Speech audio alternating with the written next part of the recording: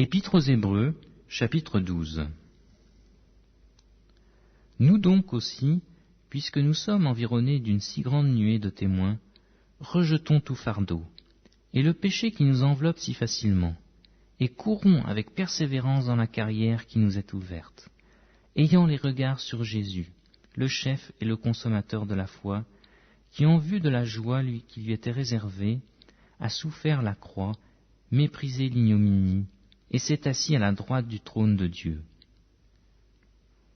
Considérez en effet celui qui a supporté contre sa personne une telle opposition de la part des pécheurs, afin que vous ne vous lassiez point, l'âme découragée.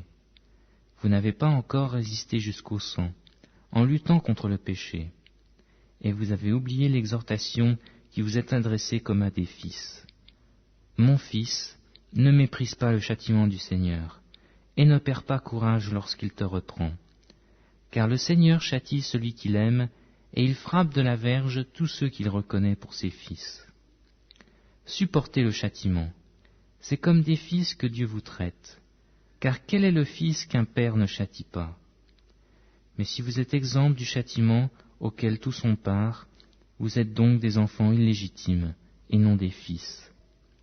D'ailleurs, puisque nos pères selon la chair nous ont châtiés, et que nous les avons respectés, ne devons-nous pas, à bien plus forte raison, nous soumettre au Père des esprits pour avoir la vie? Nos pères nous châtiaient pour peu de jours, comme ils le trouvaient bon, mais Dieu nous châtie pour notre bien, afin que nous participions à sa sainteté. Il est vrai que tout châtiment semble d'abord un sujet de tristesse, et non de joie, mais il produit plus tard, pour ceux qui ont été ainsi exercés, un fruit paisible de justice. Fortifiez donc vos mains languissantes et vos genoux affaiblis, et suivez avec vos pieds des voies droites, afin que ce qui est boiteux ne dévie pas, mais plutôt se raffermisse. Recherchez la paix avec tous, et la sanctification, sans laquelle personne ne verra le Seigneur. Veillez à ce que nul ne se prive de la grâce de Dieu, à ce qu'aucune racine d'amertume, poussant des rejetons, ne produise du trouble, et que plusieurs n'en soient infectés. À ce qu'il n'y ait ni impudique, ni profane, comme Ésaü, qui pour un mai vendit son droit d'aînesse. Vous savez que plus tard, voulant obtenir la bénédiction, il fut rejeté, quoiqu'il la sollicitât avec larmes, car son repentir ne put avoir aucun effet. Vous ne vous êtes pas approché d'une montagne qu'on pouvait toucher et qui était embrasée par le feu, ni de la nuée, ni des ténèbres, ni de la tempête, ni du retentissement de la trompette, ni des bruits des paroles, tels que ceux qui l'entendirent demandèrent qu'il ne leur en fût adressé aucune de plus, car ils ne supportaient pas cette déclaration. Si même une bête touche la montagne, elle sera lapidée ou percée d'un dard.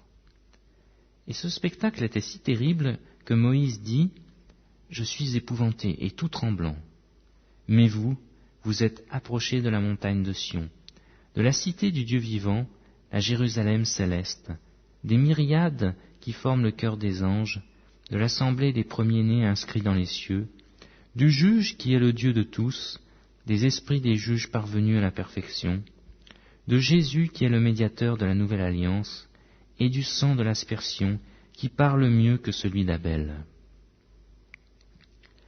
Gardez-vous de refuser d'entendre celui qui parle, car si ceux-là n'ont pas échappé, qui refusèrent d'entendre celui qui publiait des oracles sur la terre, combien moins échapperons-nous si nous nous détournons de celui qui parle du haut des cieux, lui dont la voix alors ébranla la terre, et qui maintenant a fait cette promesse, une fois encore, j'ébranlerai non seulement la terre, mais aussi le ciel.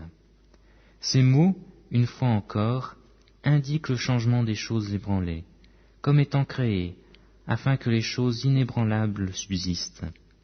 C'est pourquoi, recevant un royaume inébranlable, montrons notre reconnaissance en rendant à Dieu un culte qui lui soit agréable, avec piété et avec crainte, car notre Dieu est aussi un feu dévorant.